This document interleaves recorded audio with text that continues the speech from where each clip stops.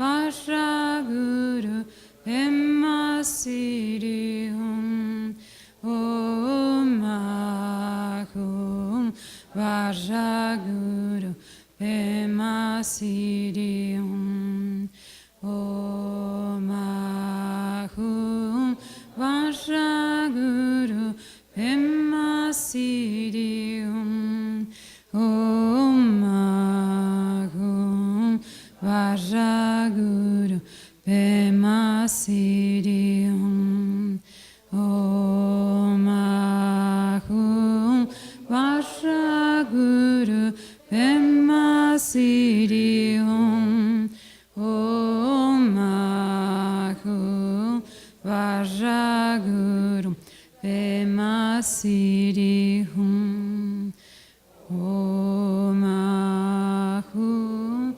Vajraguru Pema Siddhi Hum.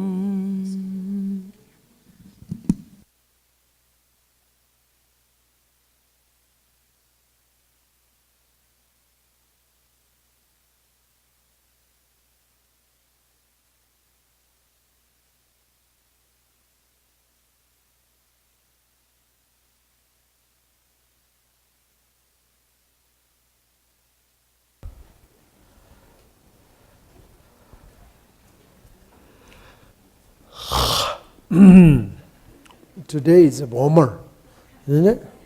Little hotter.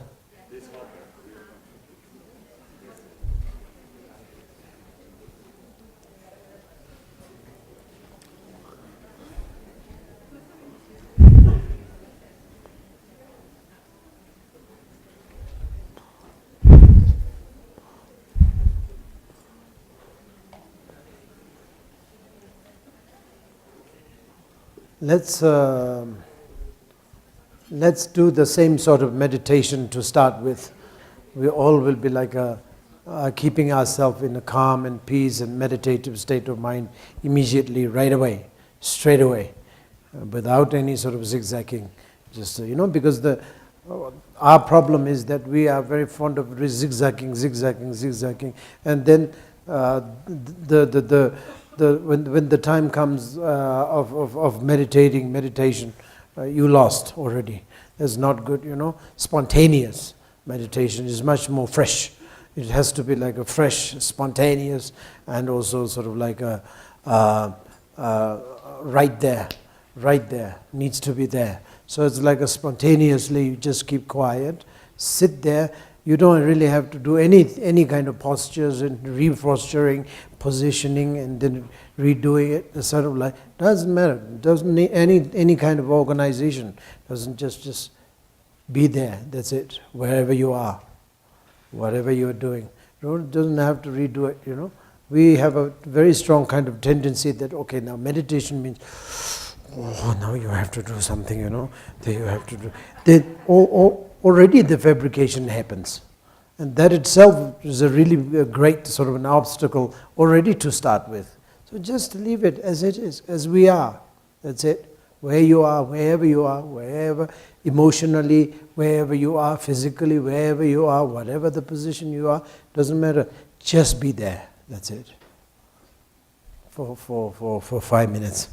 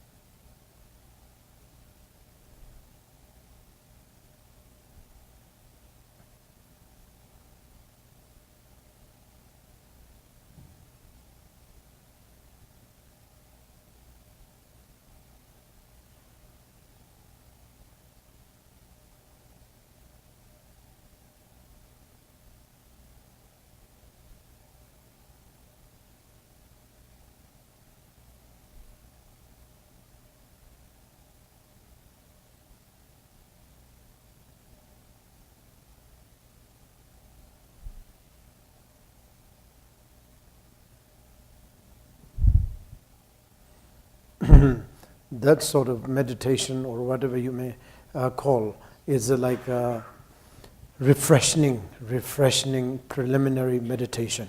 We say it's a mindfulness, and it is also a very much important before receiving teaching, before doing ritual practices, before doing yoga practice, needs to do some immediate kind of meditation, and that meditation starts your day very nicely and very sort of like what do you call that? It prepares the rest of the day in a kind of a way, in a sort of a positive direction. So this is what we always do. That always, like for example, every morning when we get up, even before the refuge, before the bodhicitta development, we just remain on its own meditative state of mind as long as we want to sort of remain on its own nature. But of course, as I said, it's not so, yesterday I told you that not so necessary to have a very long and winding kind of meditation. It needs to be sharp and quality, nice kind of meditation. That's very, very important. So this is what we do. And then after doing the one short, 5 minutes or something, 10 minutes, according to what is your capacity. Then you do that, and then after that, then you can then go to refuge practice and bodhicitta and all these things. For a practitioner, I'm talking about. Here, many of you, I was told that many of you are not practitioner, not even a Buddhist, not even religious believer. So there are a bunch of you are like that. That is true. That there's no problem to not to believe in a religion. It's okay. Just believe in a good person, and believe in compassion. Believe in love. That's most important. If you don't believe, or if you don't practice compassion and love, then what is believer? You are believing nonsense.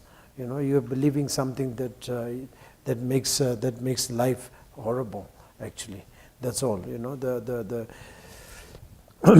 Sorry to mention that, but if you do believe on the only religious kind of outfit, only the sort of appearance of the religion and the rituality, then I think that somehow sooner or later, or the one way or another, that your life gets sort of trapped by that, and then as I mentioned, you will not have a freedom, which is very sad. You have to have a freedom. You have to have a liberated. You have to have a means of yourself to be liberated. That's very, very important. That's the key point. It's not only the key point from the point of view of Buddhism or Buddhist sort of theory, but it is very much a key point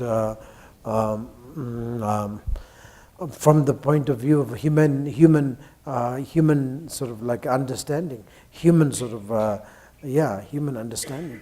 We all, not only human, the animals also, they wanted to have a freedom. They want to have a liberation. They want to have a place to roam around. They wanted to do whatever they want to do, and then they want to have a choice where what they wanted to do. So, there's a choice. There should be some choice and freedom. So that is very much the desire of everybody, including animals. Even the small insects that it's running around on the ground, they also want to have a freedom. They don't want to be killed. They don't want to be controlled. They don't want to be sort of like stepped on. They wanted to go and successfully whatever they are doing, they have to be successful. So similarly, that we all need a sort of like that particular wish to be fulfilled. So therefore, that's the one of the main reason why I always say that that is going to be a trouble. It is a troublesome if you do have only religion, no spirituality, but only religion that you take refuge in. Then it's a really big trouble. You shouldn't have that problem. That is a problem. So that problem should not be should not be practiced, or should not be, should not be facing. So first of all, what you think is that liberation is, of course, something that it's a task. It's a very important. So in order to get that liberation, then you have to have you have to start from the equanimity. Equanimity. From the bodhicitta, you should be starting from equanimity, sense of developing equanimity, and then after developing this equanimity, then you'll have a very easy to develop further philosophy of the Madhyamaka, for example, middle path. The middle path, Madhyamaka, is also quite easy, So that is the thing, why is it so that it needs to be in a middle path? Is practically speaking, methodically speaking, it is very much the means, practical means to liberate yourself. That is the main reason why it is very much emphasized in Buddhist practice or Buddhist teaching. Buddha Shakyamuni was mentioning, Nagarjuna was mentioning, almost every Mahayana masters, their main focus is the Madhyamaka. It is because this is really the means of liberating yourself. It's a liberation. It's really the means of liberation. So since it is a main target, main desire, liberation is main desire, not only of a human being, but animals, as I said, as very small insects, all the wild animals, they wanted to. They want to. If they have a means to communicate with us, they will definitely say, we all wants to have a freedom. They would say that. They all would like to have a freedom. None of them would say that, oh, no, we don't want the freedom. We want to be controlled. We want to be told. We want to be sort of like dominated. No, they won't say that. None of them will say that. So of course, so this is what we have to understand. Since this is being the centralized kind of desire, Lord Buddha said very kindly of course the whatever you may call the behaviors, and we call it practical level of understanding. Of course, there are many things that you have to do and you don't have to do. But of course, the philosophically speaking, the Madhyamaka is very much important. And Madhyamaka, why Madhyamaka? That is what I'm saying. Why Madhyamaka is very much emphasized is that there is two reasons. One, because Madhyamaka is the reality state of the phenomena, entire reality state of entire phenomena, or the true state of the phenomena is definitely the Madhyamaka. So that's the reason Madhyamaka is very much emphasized. But that's not only the thing. First of all, what you have to understand is the Madhyamaka is emphasized because skillful Madhyamaka is the skillful means of the, skillful means of liberating oneself. The free, giving ourselves is a freedom. That is the thing. Madhyamaka, as I mentioned yesterday, we have to have a view. The view is the very important before having a good meditation, good set of meditation, Madhyamaka meditation, or good set of Mahamudra meditation, or maybe Dzogchen meditation. View definitely needed. Some people say Dzogchen doesn't need view. But Dzogchen need a view, definitely. Without view, there's no way to sort of start Dzogchen practice. Maybe the Dzogchen itself has no view, maybe. That doesn't matter. But we are talking about practicality. Practically, when you start the Dzogchen, you need to start from a view. If you don't have a view, how can you enter into a Dzogchen? Dzogchen has its own view. That has to be practiced. But of course, when you are inside of the Dzogchen, or in the reality or realization of the Dzogchen, where is view? There is no view. That's, of course, Mahamudra was the same. Mahamudra doesn't have a view in its own sort of nature, on its own sort of existence or substance. There is nothing, no view. There is nothing, not even inherently exist. There is no inherently existence. So therefore, it is, but we as a practitioner, we wanted to really be entering into the gate of the Mahamudra. Then you have to have a view first. For example, if you want to go somewhere else, you have to have a view of the road, view of the gate. So then you know where is the gate. So you automatically you go there and then open the door and then you go in or out.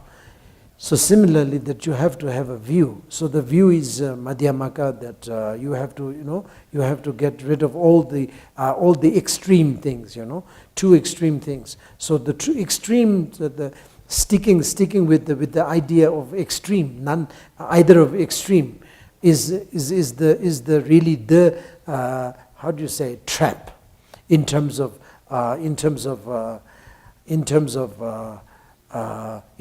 not liberating oneself. It's a trap. It'll trap you. Either of these extreme will trap you. Extreme means, that extreme. What I meant by extreme is that what do you call that? Extreme means like existence. Everything is yes, it's there. So this is extreme. Or that is the very wrong view. Extreme. One of that extreme. And then the other side of the extreme is nihilism. Nihilism, that is, nothing is there. Everything is nothing there.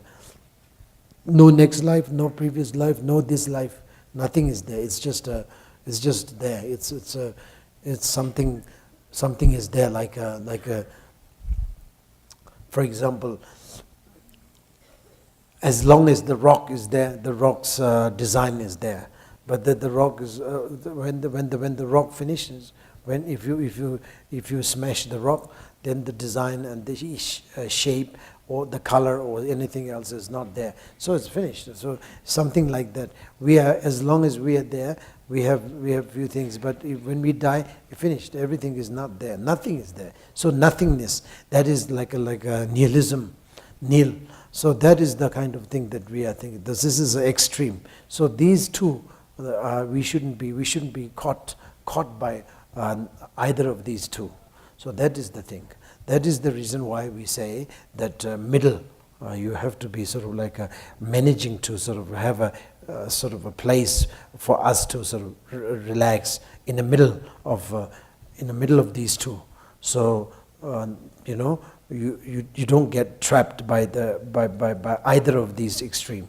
So that is the middle path, middle way. So that view, that is a view, that is view what we are talking about. You have to have a view. Then once you have a view, then you can relax on its own nature. That is meditation. When you come to a point where you relax on its own nature, then it's a meditation. You can call it meditation. But until then it is a view. Like intellectual knowledge, and as well as, of course, any kind of knowledge, it is like a view, okay, you kind of, as if you see it, as if you see. There's actually nothing to see, but as if you see something, okay, that's it, that's the view, that's the actual fact. So that is kind of a view, seeing, view. So this is what we call view is madhyamaka. View is madhyamaka. Meditation is Mahamudra. This is what, I don't know whether it is Tilopa or Marpa. I think some of the scholar said that, view has to be Madhyamaka, meditation has to be Mahamudra, and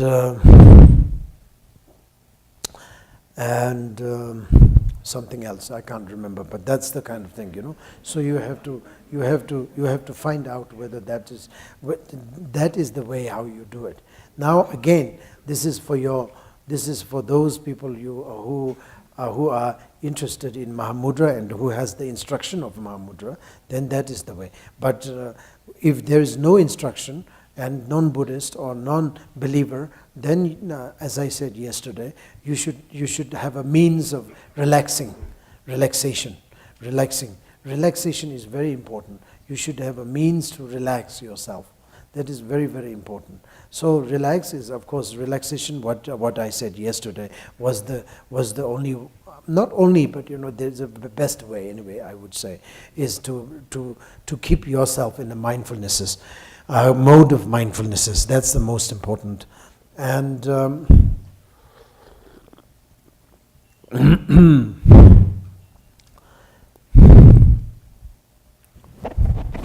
what is this?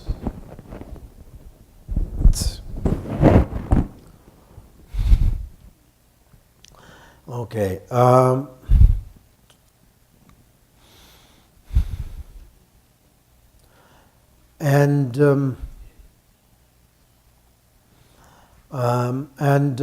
So this is view, the view Madhyamaka, the Madhyamaka view, Madhyamaka in the sense, I mean we are using this terminology, but anyway it's a Madhyamaka actually means the middle path, the middle sort of like existence, like a understanding of the level of the middle way, that's the important.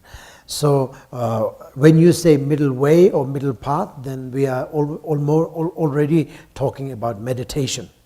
But there is no middle, you don't have to say middle way or middle path. You just have to understand. First, you should have to have an understanding of the fact that everything is middle, everything is existing in the middle way, middle sort of, in a middle state of the understanding, level of middle. It is middle of these two extreme. So that is the thing. Actually means nothing is existence, nor anything is non-existence. Neither existence nor non-existence. So that is the thing. So it is the pranjana paramita from the point of view of the bodhicitta. That is the sixth paramita, the pranjana paramita.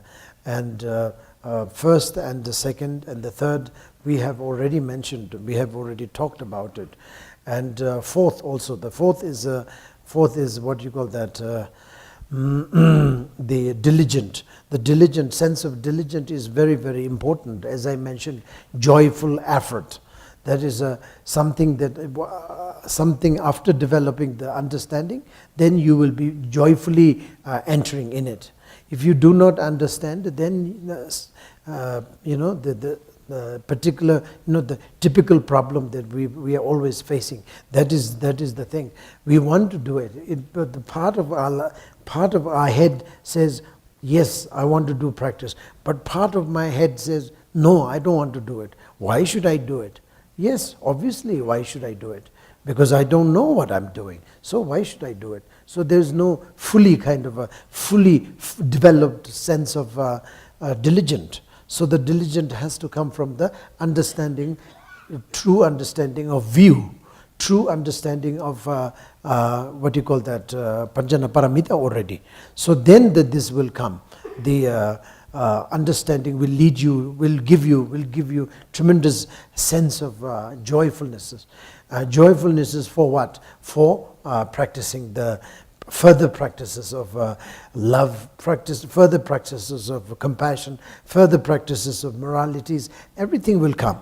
So this is the reason why even before before talking about the six paramitas, we have already mentioned about it in the relationship with the what do you call that? The four immeasurable thoughts. We have already said, that this the third immeasurable thought is the happiness, authentic happiness, what they say over here in the text. I don't know whether that is good enough or not, but anyway, English is, as I said, it's a quite poor English. Language is very poor. So it's only authentic happiness. So that authentic happiness comes from where? Comes from the sense of equanimity, or the development of equanimity. So development of equanimity is little bit like a external, or it's very close to the Madhyamaka understanding. It is very close, almost like a brother or sister, like that, like a family, one family, but may not be 100% Madhyamaka, but it can be 100% Madhyamaka for some people, for some practitioner. But for a beginner, for a lay people, like for a really beginner, when they do the practice of four immeasurable thoughts, they are meant to be a little far away from the development of Madhyamaka. So if that is so, then it is not, maybe it may not be that much of Madhyamaka yet, but still this what do you call that,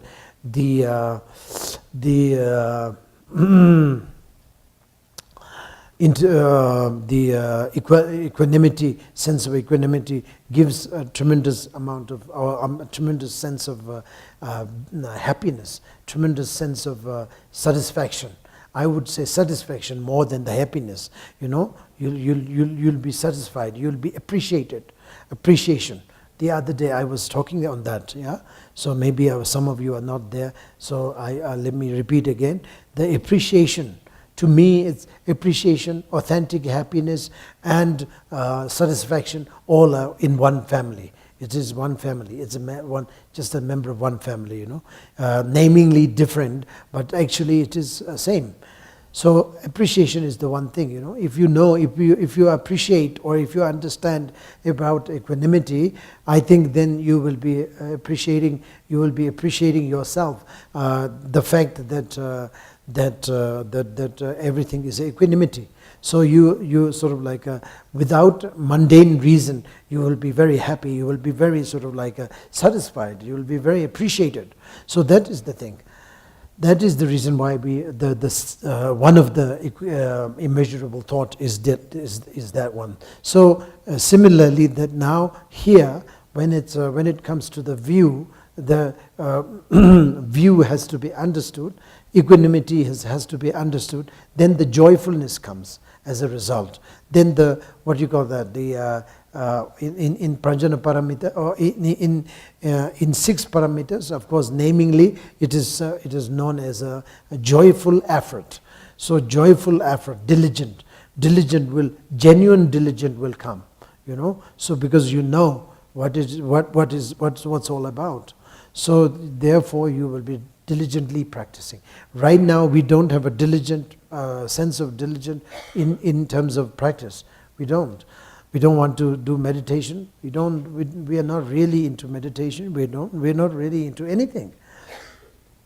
Are you interested? Yes, I'm interested. Yes, the interesting is different. Interest is different. Diligent is something else. We don't have a sense of diligence very much. We have a sense of interest, like an experiment. Tomorrow, if somebody is teaching yoga, yes, interesting. You go there.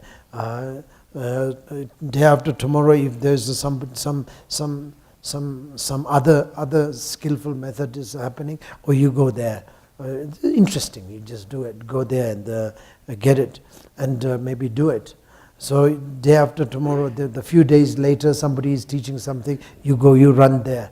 There's no, you experiment, it's just an experiment. So this, you have interest in doing all these things, One day definitely, if somebody says, oh, you have to kill somebody else and then see what happens, Yes, I can kill. It's interesting, So of course, there are some religions says that, if you are sick, you should kill a chicken.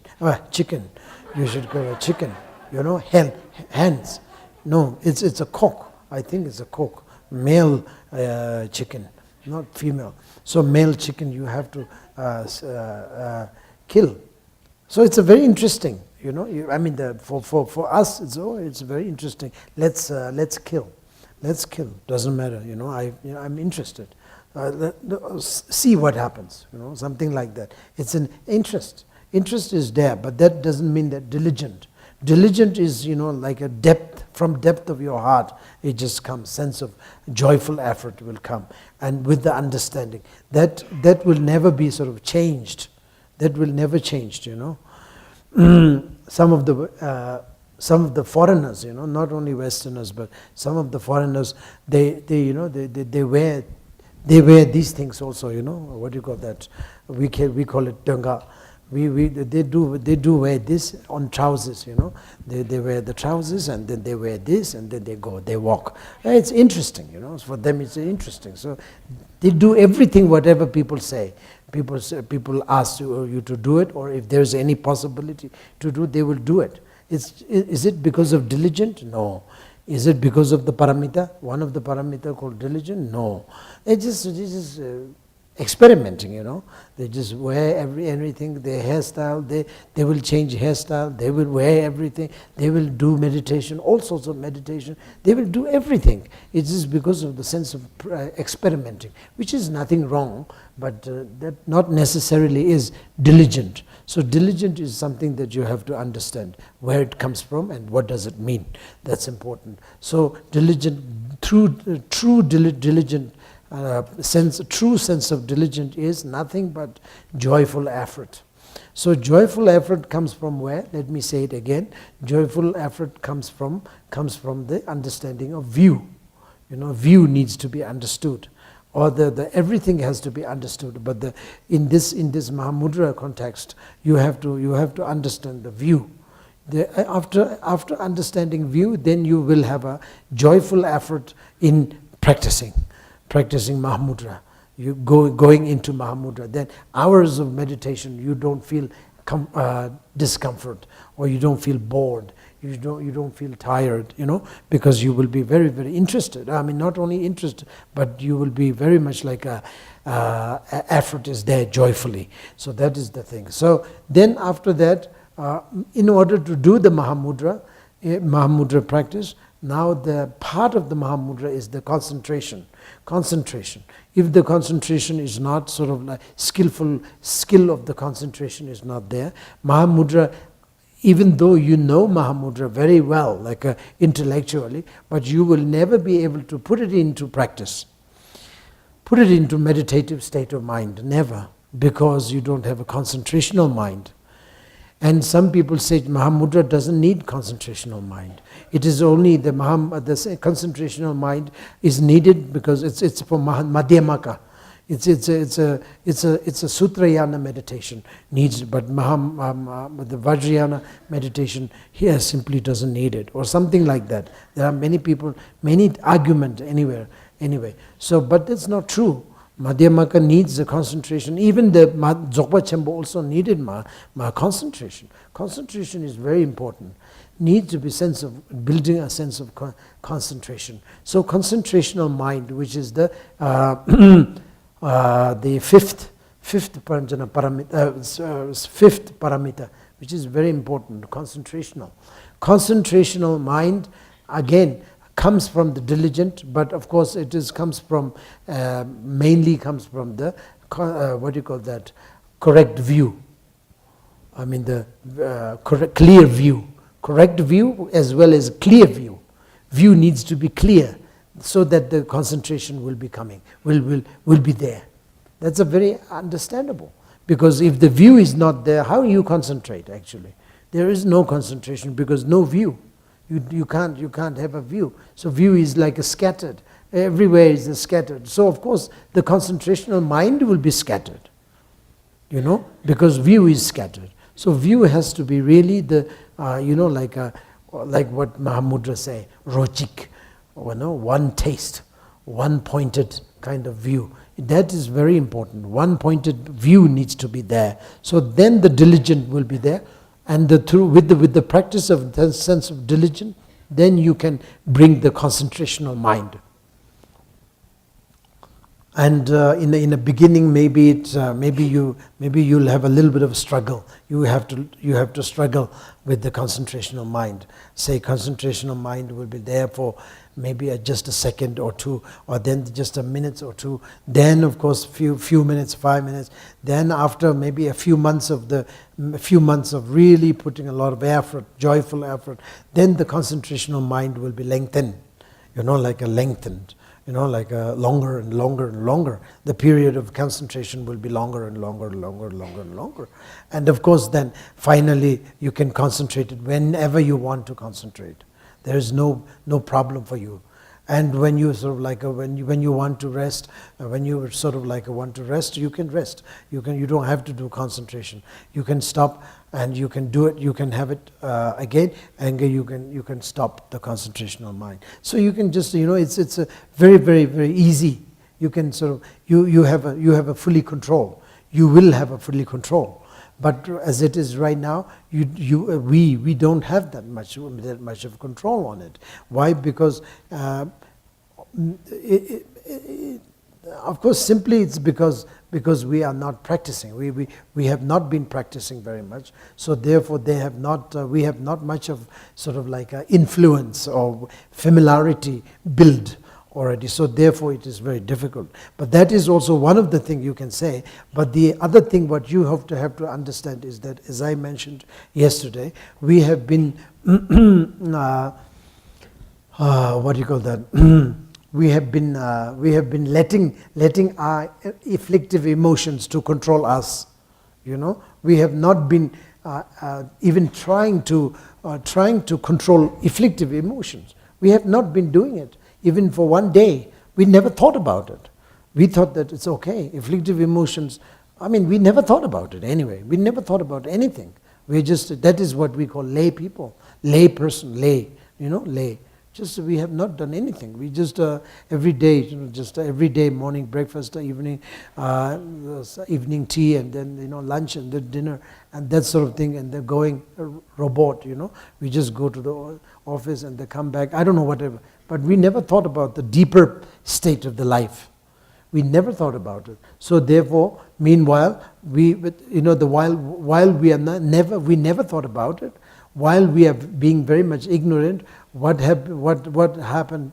What really happened is that it's how do you say? Their life is very controlled by the afflictive emotions. Emotions, they sort of organize you for you. You don't organize for them. They organize for you. So therefore, there's no freedom.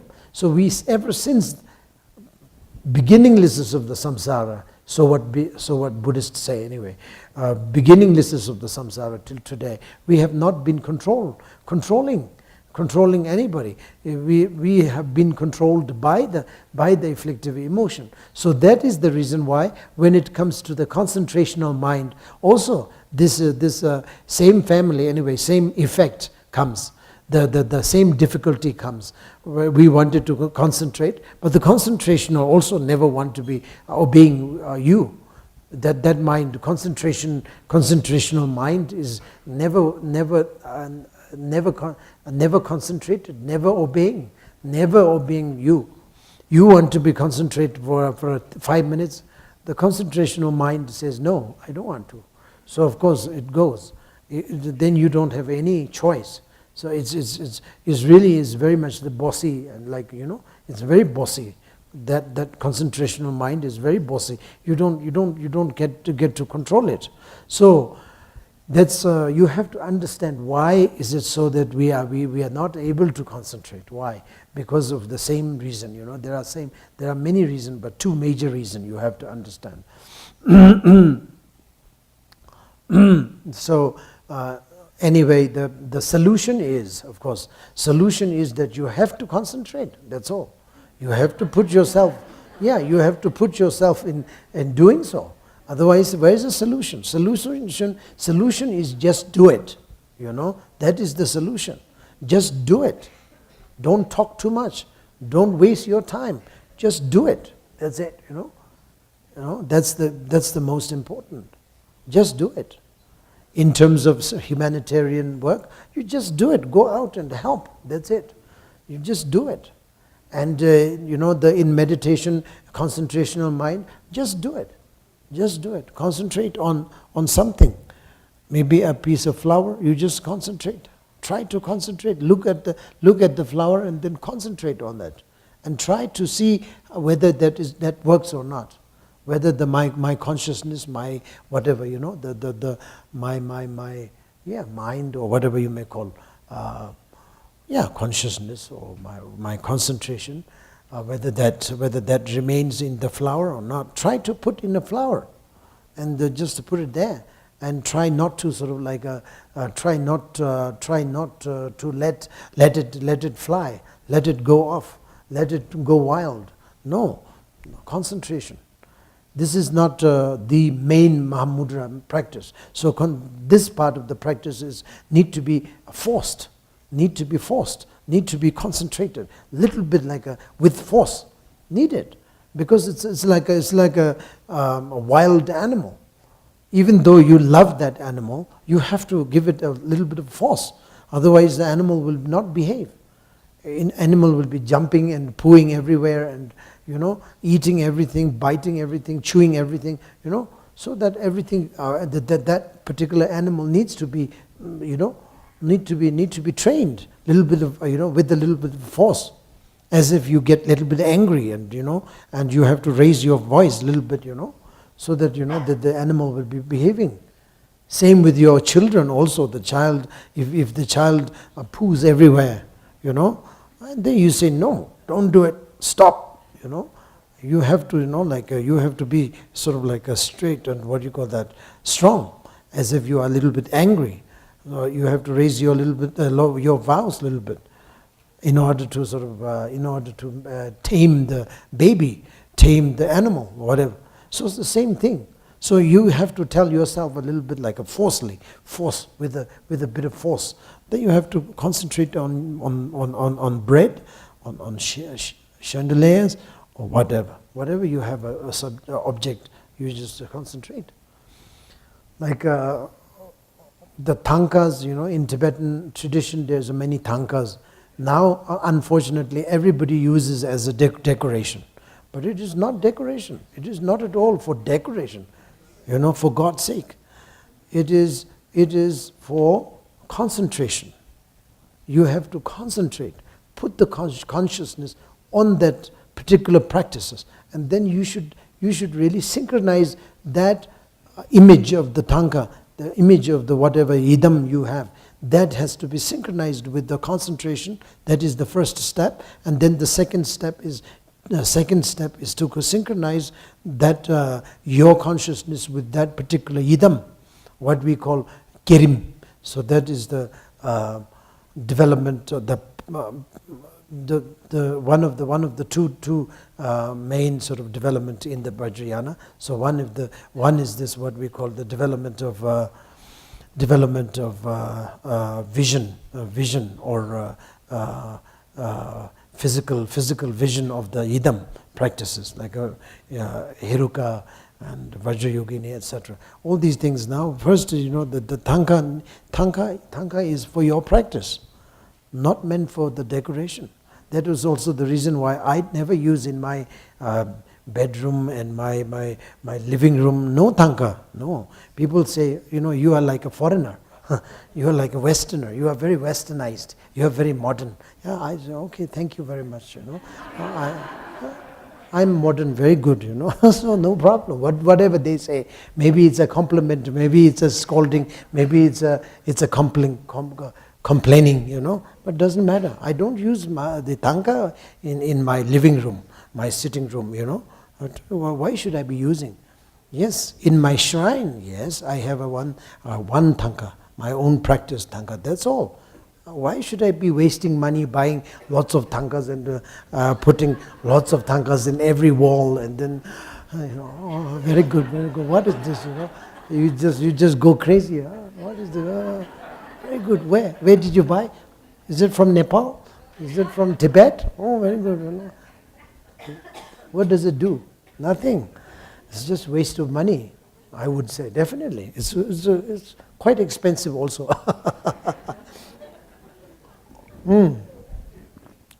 So people say you are very westernized. You are very westernized. It means like, Western building doesn't have tanka, Of course, because they don't believe in Buddhism, so they don't. But not that I don't believe in the Buddhism, not that I don't believe in the Vajrayana, but I don't believe in tanka being a decoration. That's the thing. Anyway, that's rubbish. So that's the thing. So concentration. Okay, we are talking about concentration. So we have to really build sense of concentration. It's a very, very important. So first of all, you go with a one piece of stick or piece of stone, whatever the small thing that you can travel with. You can just put in the trousers. That's it. Pocket, and then that's it. Like as small as your thumb or smaller than thumb or something like that. You just go travel with that, and then wherever you sit down, like you may be sitting in a garden. You just stop in a garden, just sit there, and then sometime you space out. These days, unfortunately, smartphone is there, so terrible. Wherever you sit, then the smartphone comes out. Then that's Mahamudra. But those old days, we don't have a smartphone, so then I think it's a correct beautiful time when you go to a garden. A beautiful time for Mahamudra. When I was young, I always go to park and all these things. I live in London for quite a long time. London has a beautiful park everywhere, so I just go to the park and then that's it. Sit on the chair, bench, and then that's it. So I try to start spontaneously or whatever, right there, start to meditate. It's a perfect kind of area, environment and atmosphere to practice. But nowadays, as I mentioned, places are perfect, but then the smartphone comes. That's the problem. I mean, that is my problem anyway. So I don't know whether that is your problem or not, but I'm just sharing my own problem. So that is the problem. Then Mahamudra, where is no Mahamudra? Where is concentration? Never finished, So therefore, that is a kind of a difficulties nowadays we have, something that we don't have a couple of years ago. Nevertheless, we want to concentration. We want to concentration to be built. No matter what sort of solution you have, doesn't matter. But solution, what I can give you is that you should carry something with you so that you can concentrate on. Or if you don't want to do that also, doesn't matter. You just concentrate on whatever you can see. That's all. And then you can just leave it there, and don't try not to move eyes, try not to move body very much, and try not to blink the eyes, and just look at this, and then try to concentrate on that particular object. Just living like this, and then leave yourself on its own nature, and then without any fabrication. That is Madhyamaka itself. Mahamudra itself. That is the main practice. But in order to get into that level of understanding, first of all, you have to have a sense of concentration. Therefore, you need to force yourself to keep yourself concentrated on that particular subject. You force yourself and tell yourself to sit there, to remain there, to be stable there. That is the thing.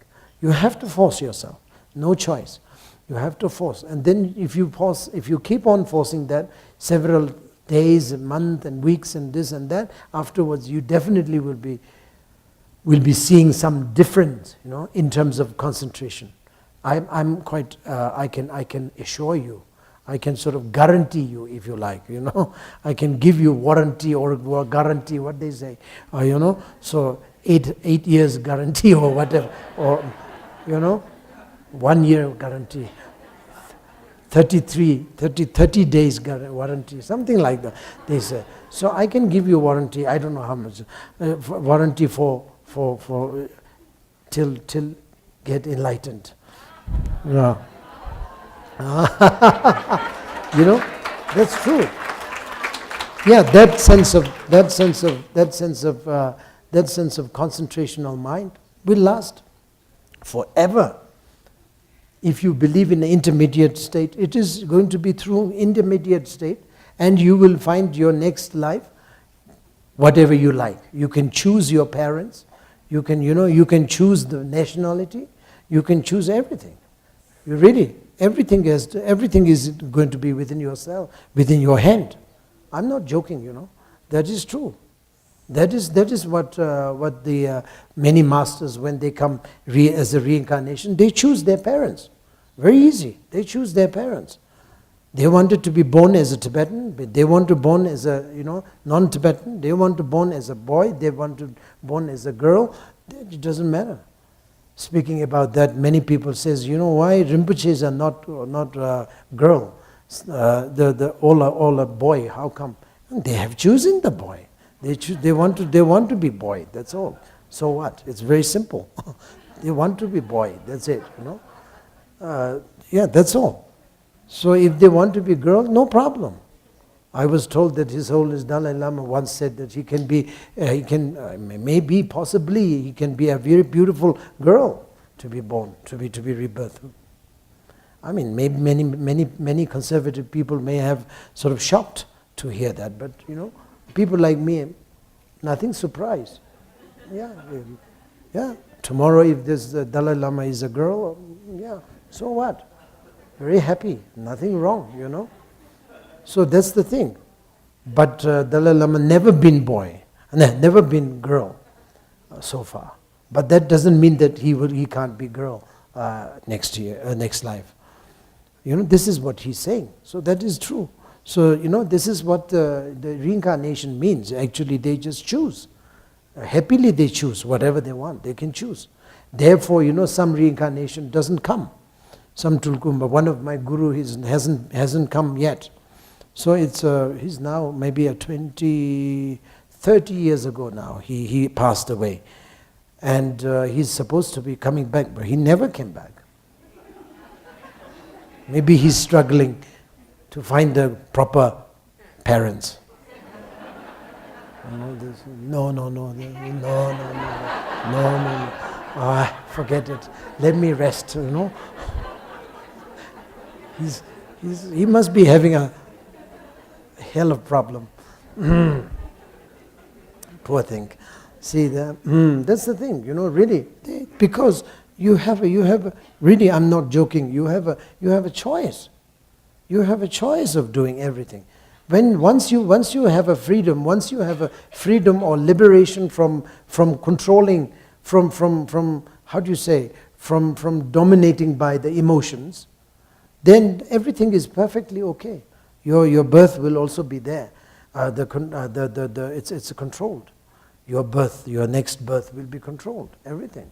Wherever you want to, you just can go, and if you don't want to come, you just don't want to come. You just rest on its own nature, Mahamudra nature, and you can say you're resting in a pure land of this Buddha, that Buddha. You can.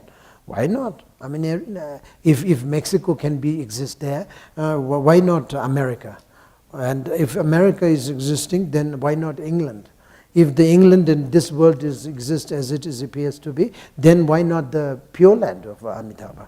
This is the reason. So of course, maybe somebody is waiting resting in the Amitabha pure land or whatever, namingly. But of course, actually, they are resting on its own Mahamudra. That's all. And the body is not there. They haven't been yet decided to choose which one. So then they decided to sort of relax a little bit for a while. So that's the thing. And some of them, they successfully chosen. So then they came. They came immediately. They come. So that's the thing. It is. I'm not joking. It is really true, And that there is a Nyingmapa master. I just want to say something. The Nyingmapa master, Dodrup Rinpoche, one of my guru. I don't know he ever came to Mexico or not. No, he's coming to America quite often. Every year he comes once. I think his settlement is in somewhere. So it's somewhere in America. So he comes, and the previous life of him. The present one is not. The previous life, the Jigme Tempenyama. Jigme Tempe Nyima. His name is Jigme Tempe Nyima. He's a great scholar. And of course, he's a very great practitioner and realized Dzogchen master, of course. But not only realized Dzogchen master, he is a very great scholar. Great scholar. He is really great scholar. And he has lots of books he has written by himself. Many big volume. So when he comes, His Holiness Dunjum Rinpoche, his previous Dunjum Rinpoche, Dunjum Gele Tertun, Gele Dunjum, that is not the present one, the previous one.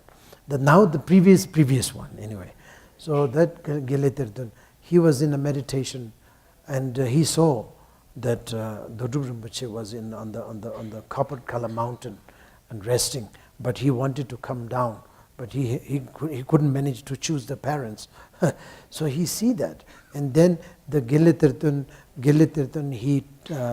he decided to sort of marry or live with one woman, and have a child. So then everybody asks him, why you do that, why you do that. And that lady, of course, those old days, we say there is the traditional, culturally, this lady is appropriate, but that was not appropriate because of trap, because of caste, because of that. We have a lot of things to say. Anyway, this is nothing to do with the religion, Buddhism, Buddhist philosophy or anything, Dzogchen or Madhyamaka, nothing, but this is just a rubbish culture. So the culture says this kind of people you can't live with, you can't have baby with. This kind of people is very appropriate. There are a lot of saying. So the woman that he lived with to have a child is not appropriate. Very inappropriate kind of lady. So he lived there, and then many people asked him, why you did this, why you did. And he said, I have no chance. I have no opportunity, no chance, no time to choose, the appropriate, so-called appropriate lady, was to have child, because this is emergency, urgent, because Dodub Rinpoche is waiting in the Copper Color mountain to be reborn for the sake of the beings and over here. So that's the reason I did this. So there was no chance to sort of choose which one is better for me. There is no chance. So he said that, and then she gave birth to Dodub Rinpoche. So then Dodub Jigme Tempe Nyima was really like a super, he came from a very poor family, very inappropriate family actually, means like from the caste point of view. In Tibet also we have a lot of caste, which is of course which is very bad actually. It's nothing good about it. But that's a culture. It comes from shamanism or something. I think it's a traditional, Tibetan traditional. Even before Buddhists came in, I think that culture is there. So anyway, what I'm saying is, the choice, sense of choice is there. So it's a big thing, it's not just the sake of to have a concentration on mind, just to sit down quietly without any disturbance. But it really gives you many, how do you say, many sense of freedom, many sense of liberation. So it can be going through the intermediate state and life until the enlightenment. That's the reason I can guarantee you until enlightenment. This is the reason. I'm just jokingly I'm saying, but it's true also naturally.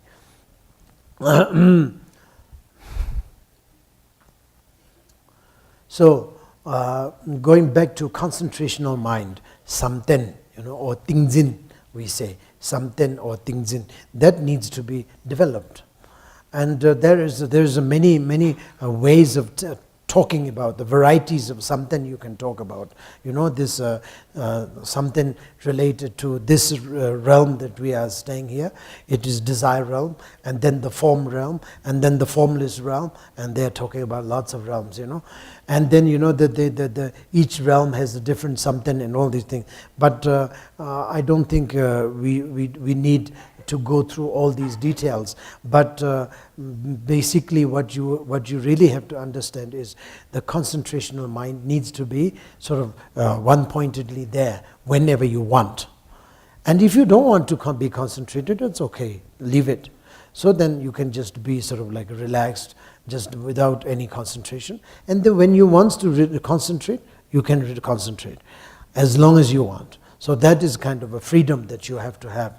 Right now we don't have freedom because, as I mentioned before, because we are used to be controlled by the emotions. We have no control on them. So this is the reason why, same thing that why it's happening when it comes to concentrational mind. So now if we have, now when you concentrate, you just have to concentrate on anything, any kind of object. That is the most important thing. And the main reason why we are doing it is that finally or eventually what you have to be able to do is the concentration, put the concentration mind in the Madhyamaka and in the Mahamudra. The fact that it's Mahamudra. The thing, looking at the chandelier is nothing but the Mahamudra. So the Mahamudra of the chandelier needs to be concentrated. So that is one level deeper.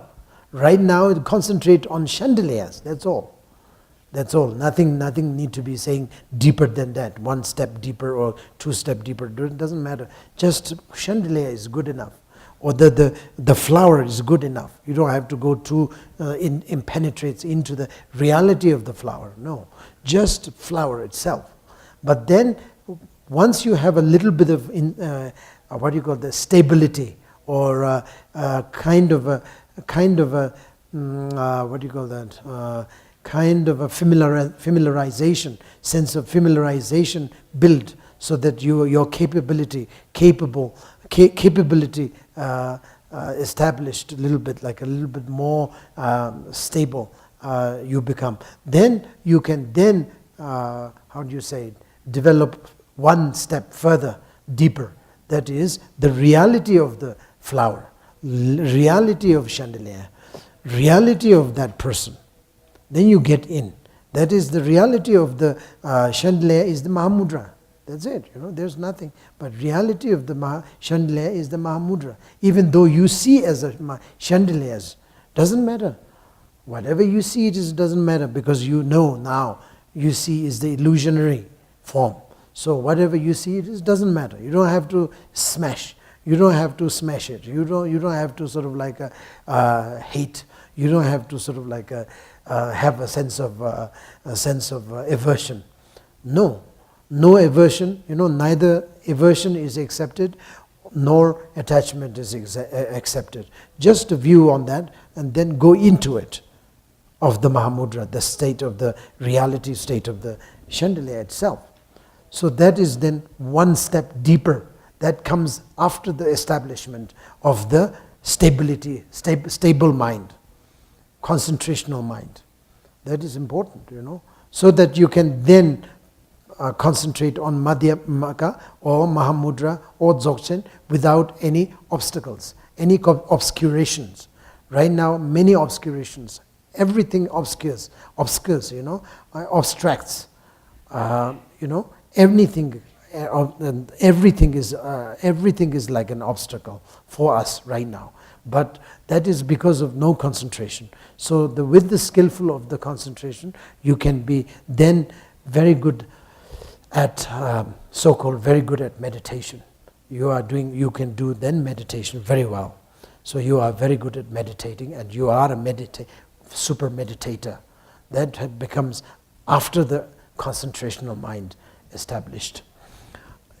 Is there any questions for this particular concentrational mind, state of the mind, meditation? Okay, come.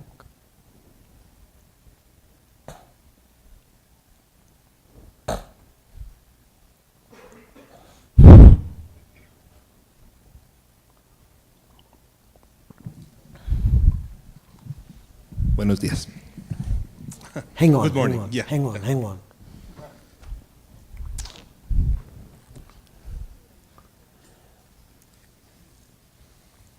Okay. ¿Listo? Ya no. Eh, ¿Ves? Okay. Sí, 1, 2, 3, probando. Ya. En el trabajo cotidiano mío y probablemente de mucha gente, tenemos que revisar mucha información y para hacer eso tenemos que estar concentrados. Mi pregunta es si hay diferencia entre la concentración de la que está hablando ahorita y la que tenemos que usar para hacer ese trabajo. Si fueran parecidos o iguales, ¿cuál sería la forma para usar todo ese tiempo que tenemos que usar en trabajar y concentrarnos para poder estar en Mahamudra o aprovechar esa concentración de nuestros trabajos cotidianos en algo, sí, para Mahamudra o algo más mejor?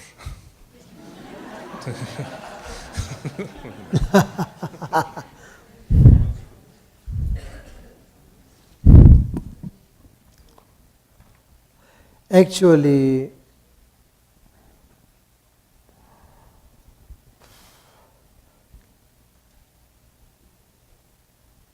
strategically speaking, actually, people, I mean, there is a saying that these two are different. You know, the concentrational mind that you need into the meditation is different than different from the concentration on the work. They say that, and I think I can understand why they say that, but because the view is different, you know, that is the thing. But excuse me, breakfast is too big. A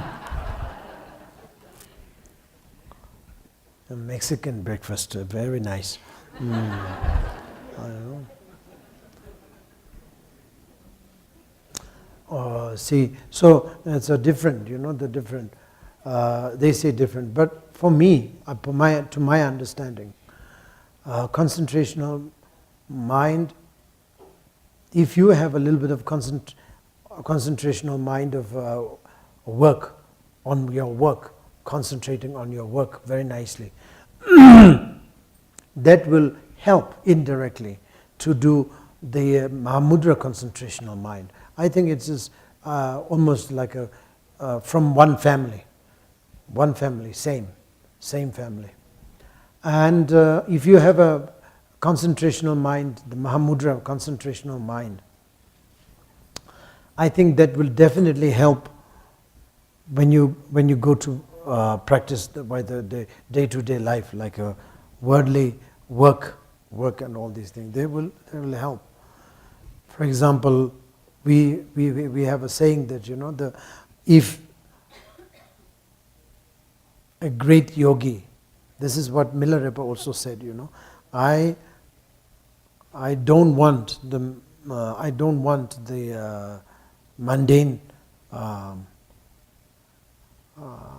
mundane wealth and mundane sort of like prosperities, etc.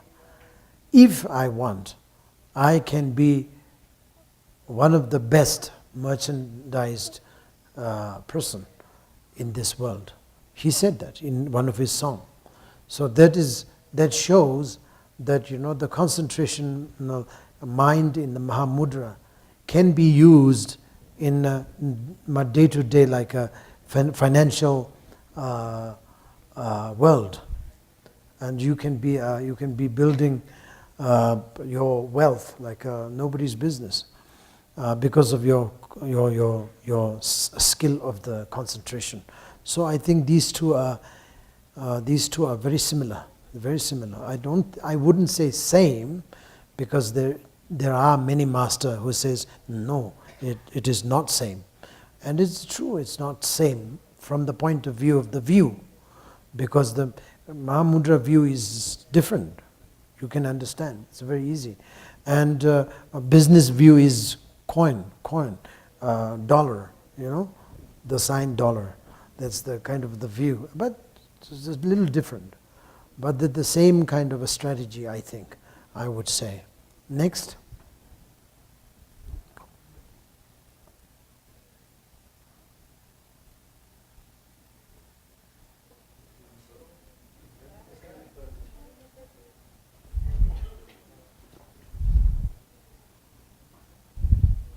Oh.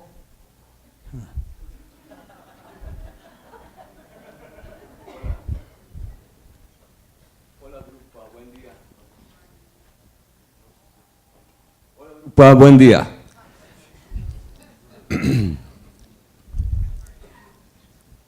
En mi práctica cotidiana, con la atención sobre lo que estoy siendo, en este momento, en cada momento, que es para mí la vía que me permite conectarme con una realidad viva y dejar de estar en la mente ordinaria, cuyos pensamientos, exactamente como una pulga brincando de un lado, o muchas pulgas brincando de un lado a otro, y yo no estoy. Un apoyo para poder bajar de este estado automático es depositar atención en mi cuerpo, en las sensaciones que hay en el cuerpo, en conectar con lo que está sintiendo mi cuerpo en este momento, y esto me permite, sin luchar, sin desperdiciarme en la mente ordinaria, me permite una conexión real conmigo mismo, con la tierra, con este espacio, con quien me rodea, con quien estoy hablando.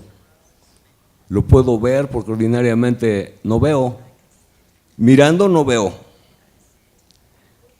oyendo no escucho, y de esta manera empiezo a relacionarme con algo tangible, con algo vivo, y se me hace muy simple, que necesito practicar porque ordinariamente estoy en el viaje, en el vuelo de la mente, ¿no?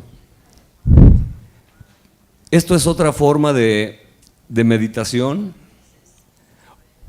porque en estos días no he escuchado de tu parte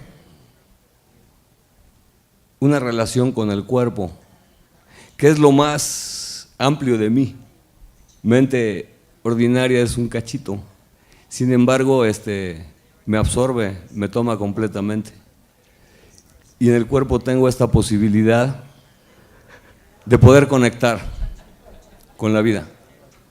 ¿Me podrías ayudar en este sentido y ver si mi práctica es correcta o empiezo de nuevo hoy? Gracias, Drukpa. Ah, thank you. Gracias.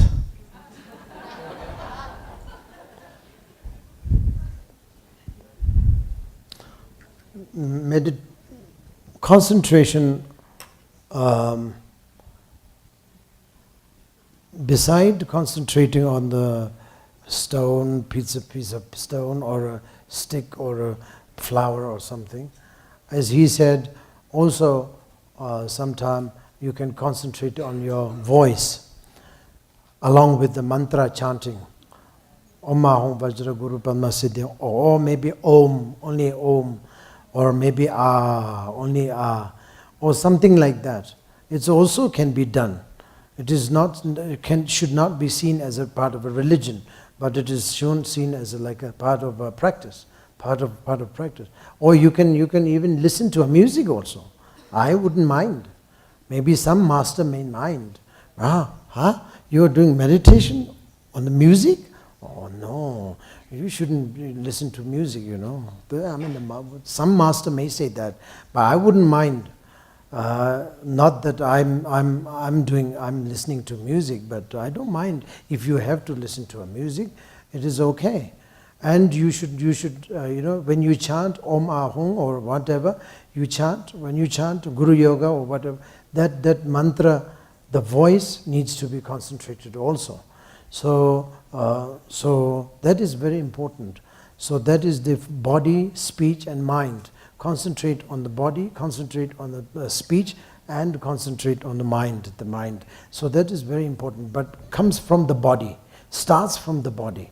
That's the reason I was talking about the concentrating on the flower, and the flower on the substance. These are the first thing, because it's for us, it's very appropriate to start from the body. Then after getting a little bit like a more sort of established, then you have to then concentrate on the tanka, pictures of idam or practice like that, or concentrate on your body, your physical body. Then once you get used to it, then you can go down a little bit like a more subtle into this voice, into the voice, the voice of mantra and letters and all these things, and then go even deeper than into the subtle mind, which is very much like a essence, but it's a very much more difficult in terms of having that kind of having it in the object of concentration. It's a little bit difficult, but not so difficult by then, because you have already sort of trained yourself already. So of course you can to answer the question, I think you can do whatever you are doing and be concentrated and be comfortable. That's all.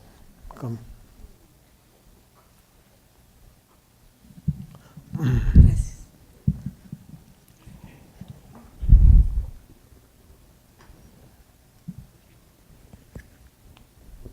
Buenas tardes, Drukpa.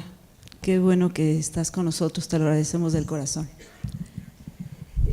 Mi pregunta es un poco acerca de lo que decía Cas, que si esta concentración, digamos, en lo cotidiano, ya sea nuestro trabajo o lo que sea que hagamos, puede penetrar profundamente, digamos, en este punto de Mahamudra, si antes ponemos esta visión profunda, digamos, espiritual o amorosa, compasiva, cualquier cosa que hagamos. Si esta concentración nos puede llevar a esa parte poniendo una visión así. Eso sería lo primero. Y lo segundo, si esta concentración, de alguna manera en algún momento yo lo hice ahorita y siento como una atracción que me puede llevar como a apego. No lo sé, sentí así como que se puede uno quedar pegada en lo que está concentrado. Y entonces, o será que yo tengo una forma de apego fuerte, pero como que esta libertad de elección se puede perder con la concentración. ¿Puede ser así? Gracias.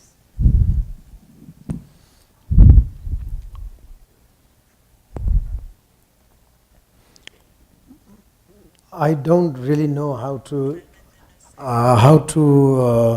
answer this, particularly in subtly.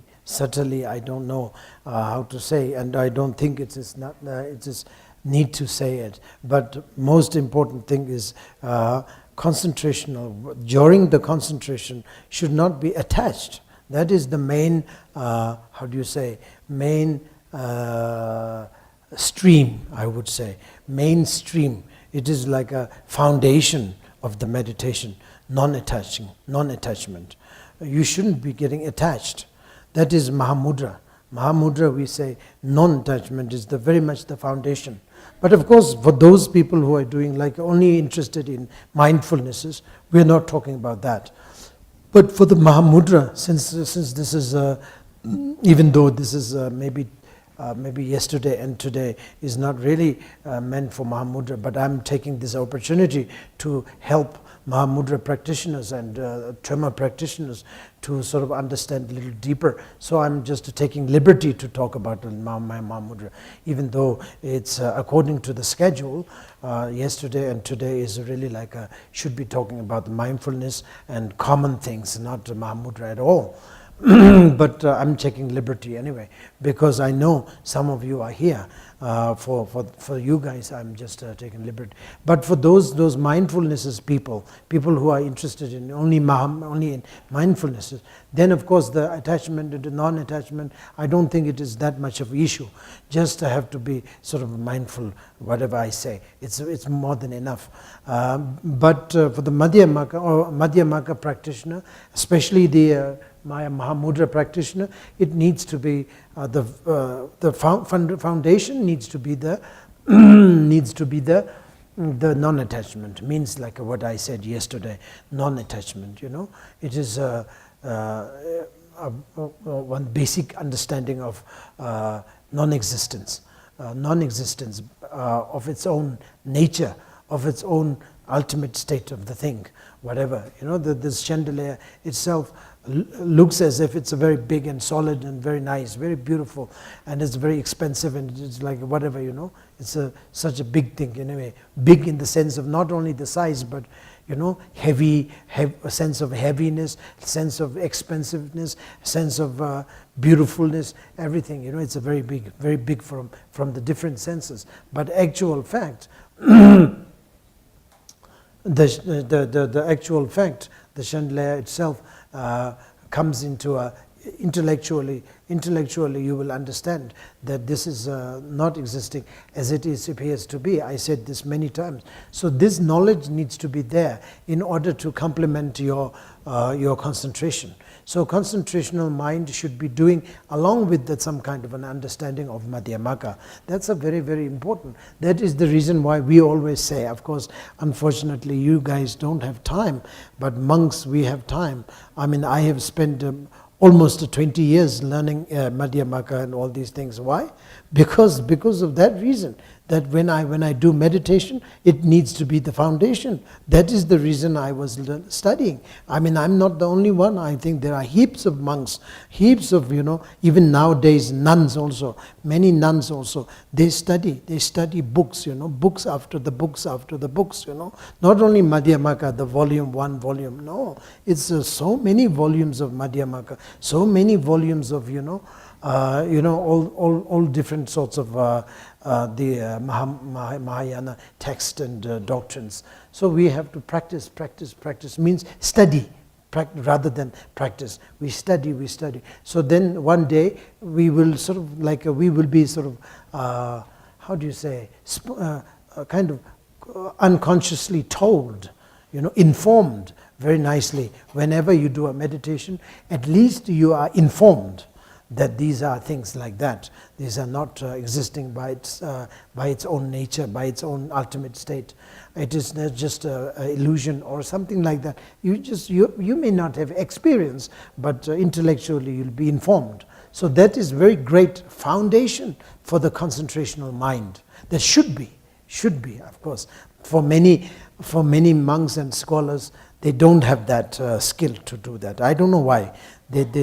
Because they don't do meditation, they don't have a skillful masters, they have no karma, they have no good karma to meet a good master, I don't know, something like that, and they have no chance to do meditation, they have no interest into doing meditation, so of course they become a scholar, they become an academic thing, and then he or she's like that anyway, so the whole life is going to be a scholar.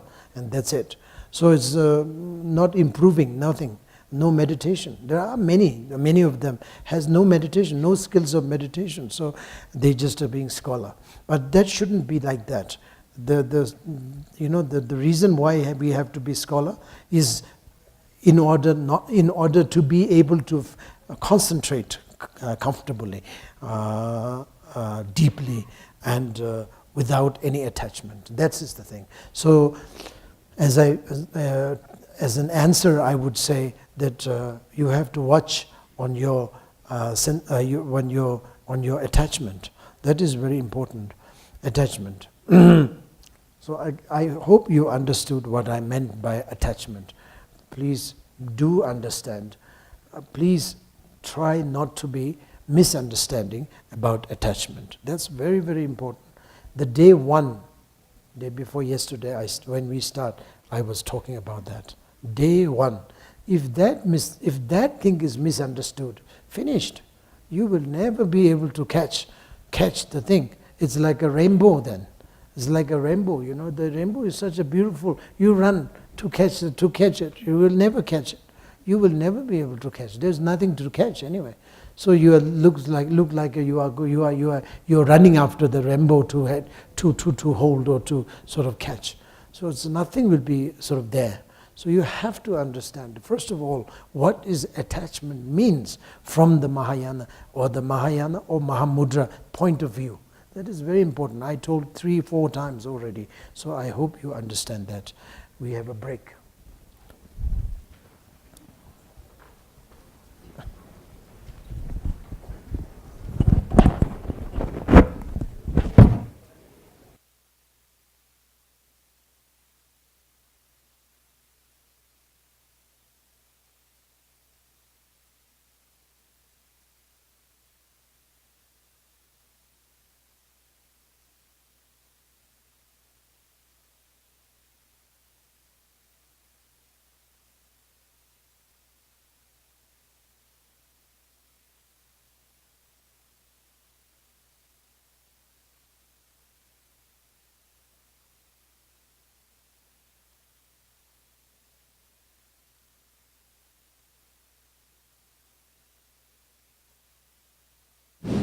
Un momento antes.